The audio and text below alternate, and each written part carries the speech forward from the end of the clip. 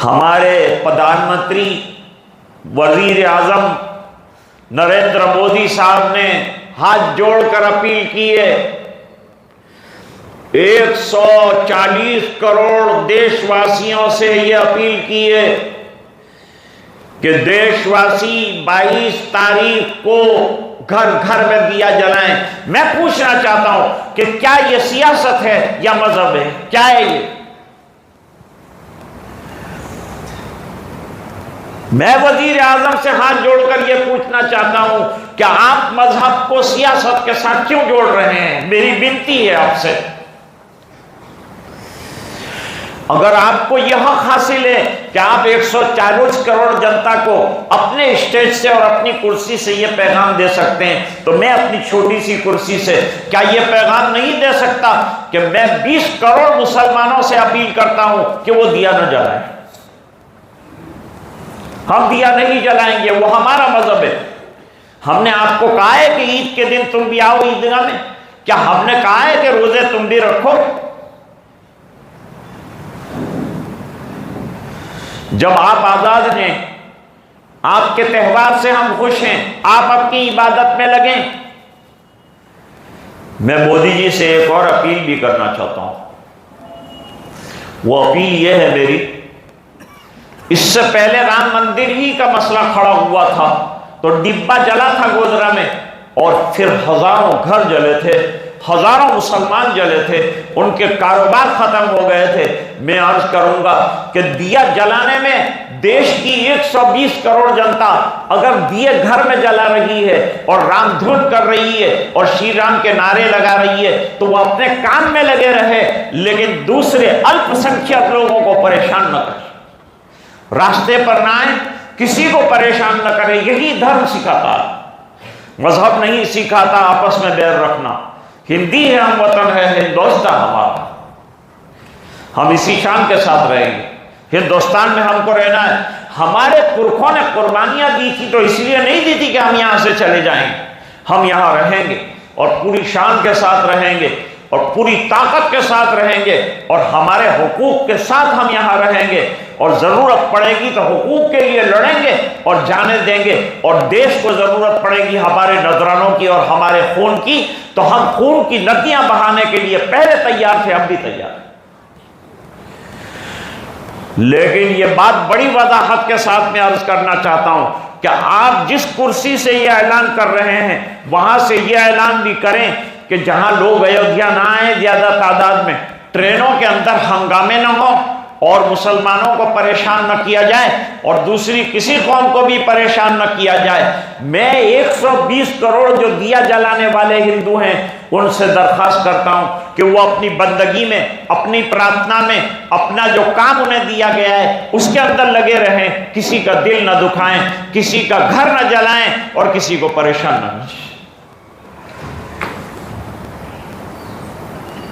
और मैं मुसलमानों से कहूंगा कि एहतियात से काम लें। आप एहतियात से रहें, आपको एहतियात के साथ जिंदगी गुजारनी। एहतियात का मतलब यह है कि इन मखसूस दिनों में लंबे सफर टाल दें, ट्रेनों में सफर न करें। इससे पहले ट्रेनों के सफर से परेशानियां हुई जब ऐसे हंगामी हालात पैदा हुए थे। भीड़ों में न जाएं, जहां गैरों के मजमे बहुत हो वहां न जाएं, अकेले न जाएं, तन्हा न जाएं। जाएं तो बड़े जम्मे गफीर के साथ जाएं। और क्या जरूरत है इधर उधर चाय के नक्कों पर जाने की? जरूरत क्या जरूरत है होटलों में जाने की? आराम से घर में रहें और अपनी हिफाजत, अपने बच्चों की हिफाजत और फैमिली के ख्याल के साथ घर में इत्मीनान के साथ रहें। हम चाहते हैं कि देश में एकता बनी रहे और देश में शांति बनी रहे।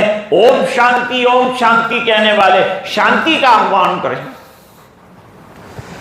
हम चाहते हैं कि मजहब की बुनियाद पर लड़ाइयां न हो।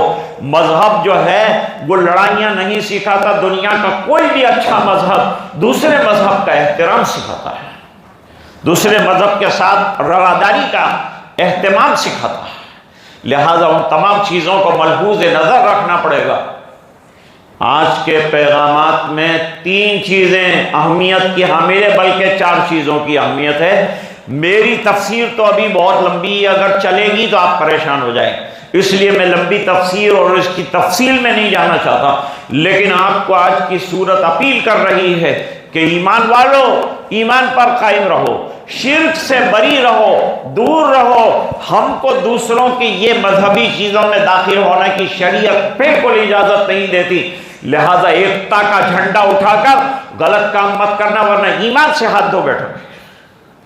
अपने ईमान की हिफाजत कीजिए।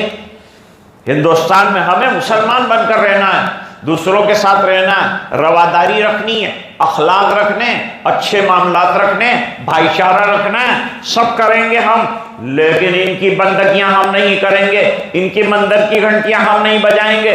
और हम नहीं कहते कि आप मस्जिद में आओ, हाँ अगर ईमान कबूल करके आप आना चाहते हैं तो you are welcome all the time, आप हर वक्त आइए, हम आपको खिलाएंगे पिलाएंगे और आपका इस्तेकबाल करेंगे। लेकिन हम आपके मजहब में इंटरफियर नहीं करते, आपको भी हमारे मामले में इंटरफियर करने की शरअन हमको इजाजत नहीं है, तो हम नहीं करेंगे। आज का पहला पैगाम 22 से लेकर अगले 3-4 दिनों तक ऐसे व्हाट्सएप जिससे हंगामा बरपा हो, देश में झगड़े की कोई शक्ल पैदा हो, उससे बचें। ऐसे कोई मैसेजेस न लें जिससे बाहमी इख्तिलाफ की शक्ल पैदा हो। नंबर 3, मजमों में और ख़ास तौर से गैरों के मजमों में न जाएं। नंबर 4, ट्रेनों से सफ़र करने से गुरेज करें। नंबर 5, हाईवे पर भी चलें तो अकेले न चलें, एहतियात से चलें। मैंने भी कई प्रोग्राम मेरे रद्द किए सिर्फ इसी एहतियात की वजह से। हम मोदी जी का एहतराम करते हैं, वेलकम करते हैं, उनके पैगाम को मानते हैं, उनके वज़ीर आज़म होने को मानते हैं। लेकिन हम ये भी मानते हैं कि ये देश सेक्युलर, ये जमहूरी मुल्क है, इसमें हर एक को अपना मजहब और अपनी प्रथा और अपना धर्म के पालन का पूरा पूरा अधिकार दिया गया है। उस अधिकार का इस्तेमाल का हम याचना करते हैं कि हमें भी इजाज़त मिलेगी और हम भी इसी तरह से करेंगे।